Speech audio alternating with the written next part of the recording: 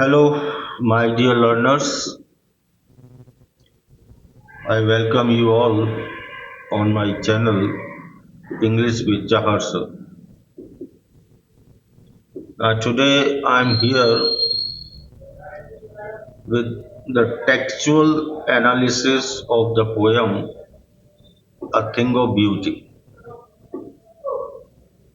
Thematic and prosodic study we have already made, and today we will go through the text of the poem. So before I begin, as usual, the same request to subscribe the channel and share the video as much as you can to spread the light of learning. Now, without wasting any more time, let's get started our today's lesson, A Thing of Beauty, a textual study.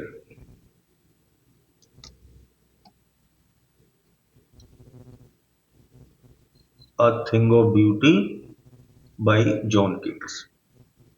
So all these things we are already clear.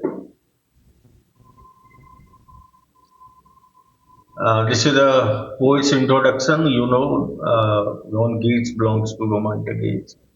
He's a romantic poet, and his poetry is characterized by sensual imagery in most of his popular work and the series that is odes.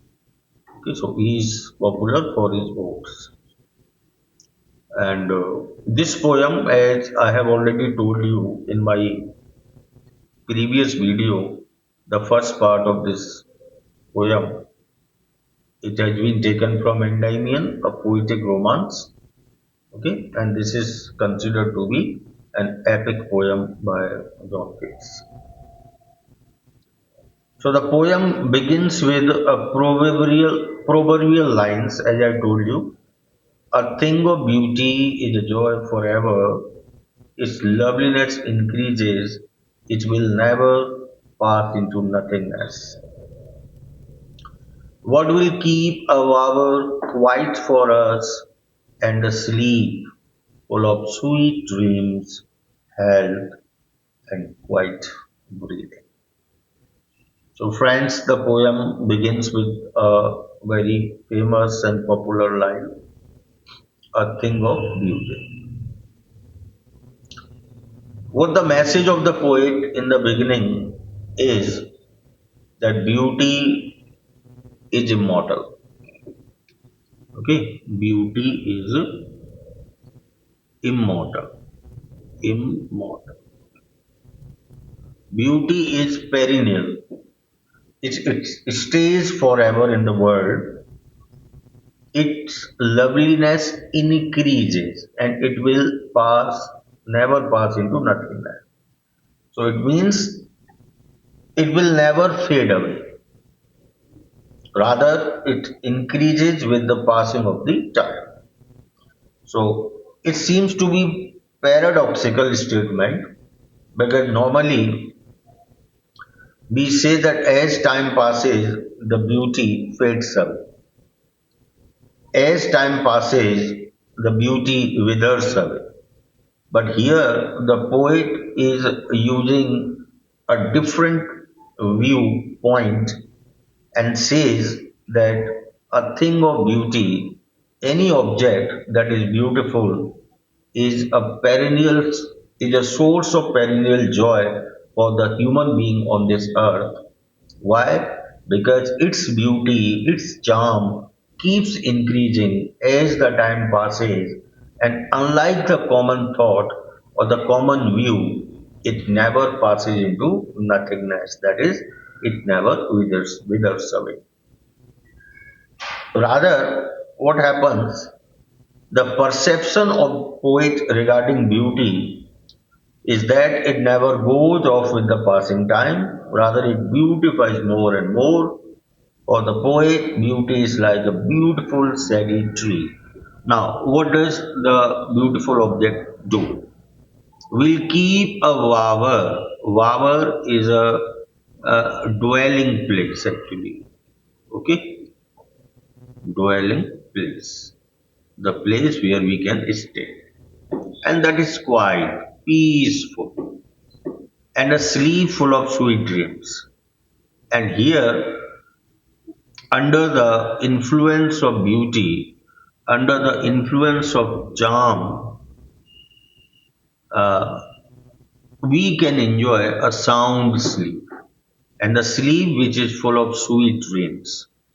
And the sleep full of sweet dreams always induces health and always induces quiet breathing, that is peace, peace, no worries, no worries. So, overall, what the poet means to say here that the thing of beauty is really significant in the life of the human beings. Why? Because it prepares an atmosphere which is full of peace, full of sound sleep, full of health, and full of uh, calmness, soothing effect. And all these things together promotes health and happiness. All these things together promote health and happiness. So overall, according to poet, a man needs to be in the company and association of beautiful objects because ultimately he is going to be benefited by this company. So I think it is clear. Now let's move. Therefore, on every morrow, morrow means morning. Okay, morrow means the following day, and following day means morning. Every morning. Okay, are we reading? Reading means surround and circle, and in simple words, we can say prepare garland. Prepare garlands. A flowery wand, that is a garland, to bind us to the earth. Bind here means connect. Spite of despondence. Spite actually, this is the short form of in spite. In spite. Okay. In spite of despondence. Despondence means depression. Inhuman dearth. Dearth means lacking. Lacking. We are lacking in something. Lacking. Noble nature. Okay. Noble natures, that is the people of noble nature. The people of nobility. The gloomy means sad days, of all the unhealthy and over darkened ways. These are the immoral methods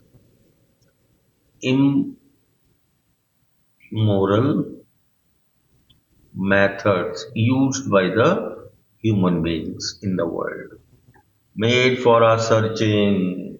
Yes, in spite of all, some shape of beauty moves away the pall from our dark space. Pall is like a covering, like a covering.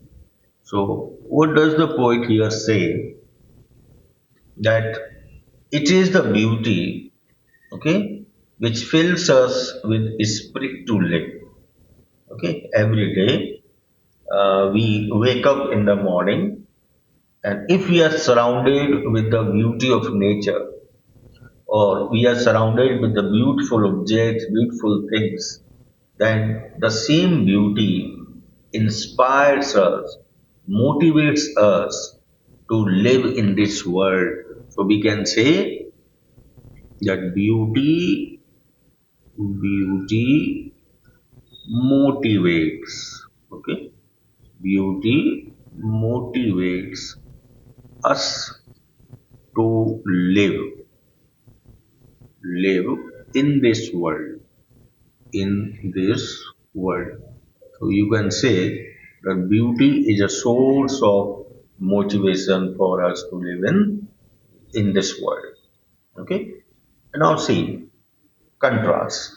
What the poet says that in spite of despots, now the poet is bringing before us the picture of the world we are a part of, the world in which we are living. What kind of world we are living in? The world which is full of despots, that is depression, hopelessness. The world which is full of ignoble people, the people are devoid of nobility, devoid of nobility, okay, morality, all these things. The people we are surrounded with are all immoral people. They are devoid of nobility in their nature, and at the same time, we are surrounded by the sad days, gloomy days. A man encounters problems after problems in his life, disappointments after disappointment in his life. So it seems as if the life of a man was full of sad days, gloomy days. The days when we do not find any kind of hope to sustain and to live in this world. Such a cruel world we all are living in.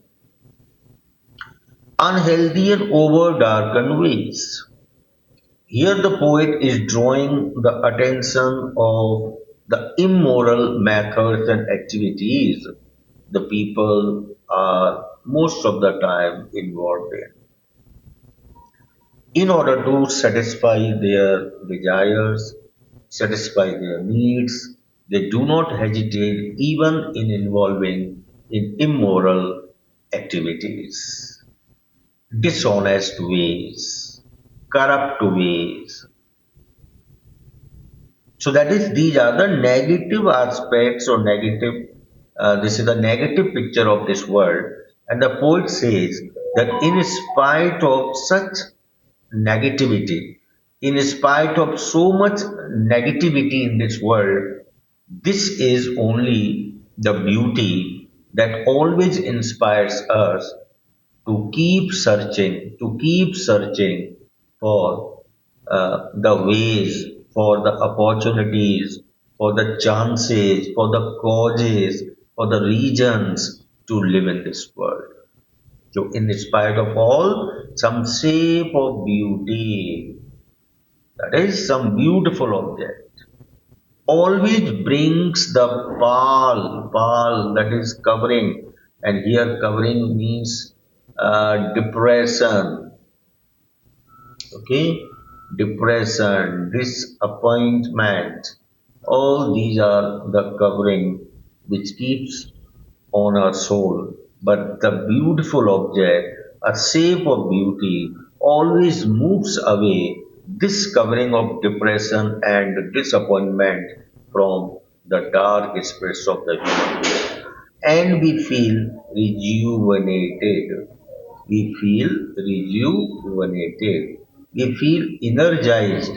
And now we are ready to perform our actions in this world and to keep living in this world, forgetting all the negativity, forgetting all the depression, forgetting all the disappointments we are surrounded by in our life. So, in spite of cruelty, in spite of disappointment, depression, hopelessness, and negativity, still we find this world beautiful to live in, and the main reason of this is only the beauty and the beautiful objects in whose or in which surrounding we spend our lives. So, this is what the poet says through this line that it is the beauty which is created by God which helps us to remove the sadness from our hearts. Okay,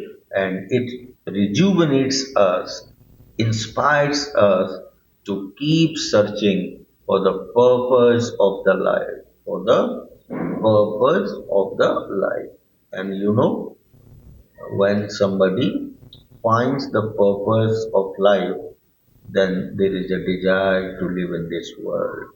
So beauty always makes us search for the purpose of life, and when we find the purpose, then we keeps living in this world. So overall, the beauty plays a very important role in making the people or making this world worth living for the human beings. Now let's move on. Now, in this stanza, the poet is going to tell us what are the beauties in this world and universe we are living. Okay? What are the beauties found in the world of nature? And how does nature satisfy our desire, our aesthetic desire, and motivate us to live in this world? Now, see, such the sun. Now, examples of beauty: the sun, the moon, trees old and young, that is, plants, sprouting a saddy boon. So, that is a saddy boon, we can say, uh, prepare, prepare a saddy place to rest. Okay, like lot of trees are there, and under the shade of the trees, we can sit there, enjoy the peace. For simple sheep, such are daffodils with the green world they live in. So, now among the beauties, we get the sun, okay, gives us light, moon gives us uh, beauty, trees very helpful, young plants, they decorate the nature, the world we are living in with their flowers, twigs, leaves, and together they create or prepare a steady place for us to take rest. Not only for the human beings, even for the animals like sea. Okay, the human beings are advanced actually.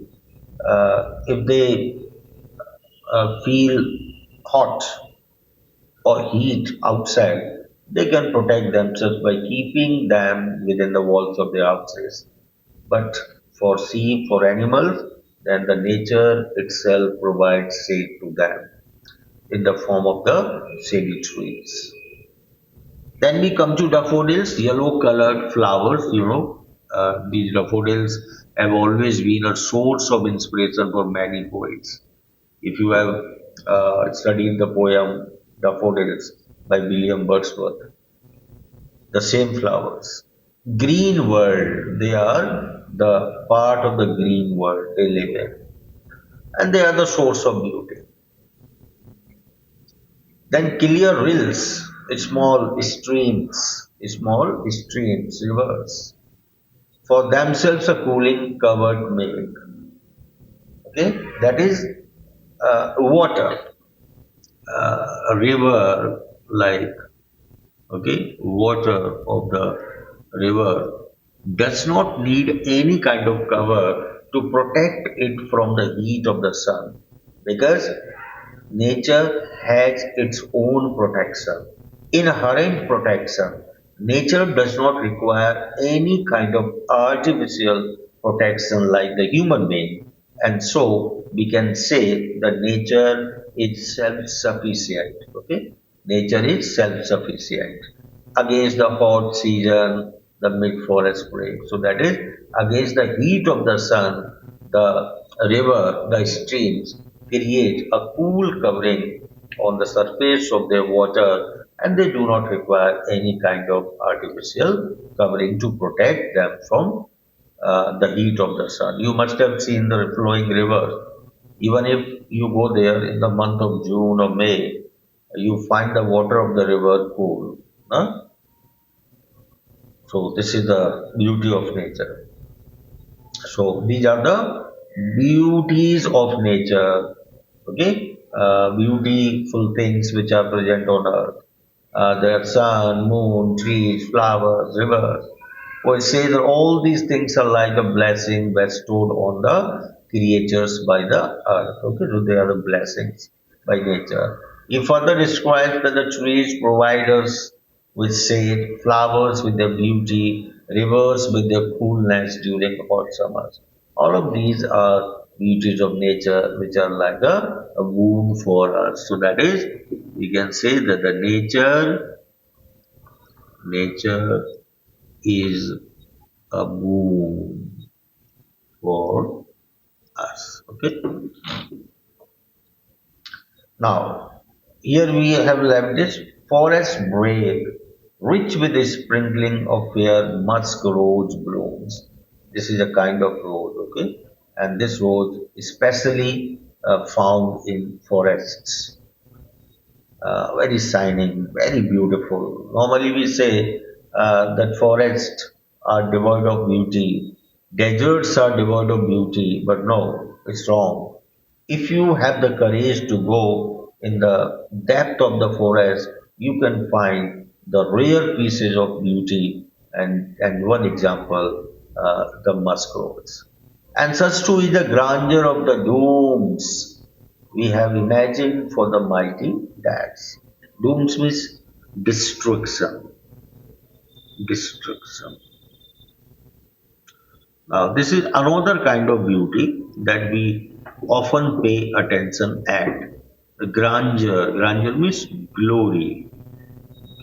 Okay, the poet is finding glory and beauty even in the destruction. Okay, and even in the sacrifices which were made by our powerful heroes, okay, ancient heroes. They fought against the villains and they earned glory, and that is also a kind of beauty according to John Keats. So, beauty, the concept of beauty is not so narrow, it's a very wide concept, and the poet is trying to reveal the different aspects of the beauty. First, he has told us about nature, the elements of nature, okay, and now he is telling that how even the sacrifices which are made by our ancestors, they are also a source of beauty.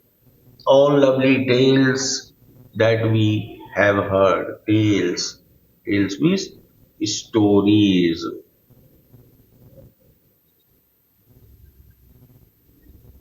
stories, okay, stories of sacrifices, sacrifices. Stories of sacrifices. Okay, we have heard or read in the books. Either we have heard or we have been told by our grandparents, by forefathers, or we have read such kind of stories in our books. Endless fountain of immortal drink pouring onto us from heaven's brink. And these things are also endless fountain of immortal drink. Okay, immortal drink, ambrosia. We say is ambrosia. Okay, so this is a kind of immortal drink, and that comes from the heaven, from Almighty God to us, that is the human being. So these are the sources of beauty which we often don't pay any attention or rarely pay attention at this aspect of the beauty the poet is talking about. So The poet here carries on with a description of the more beautiful things present on this earth, such as beautiful musk rose. Okay, musk roses have such nice fragrance. It describes the tales of mighty warriors who laid their life for uh, their countries humanity, okay, for the protection of the humanity. He says that these beautiful things are the gifts from God for all of us. They are like nectar, ambrosia, okay, and given by God to us, and these are those beauties which are immortal and give us a reason to live on this earth, despite having so many sorrows in our life. So overall, what the poet say, look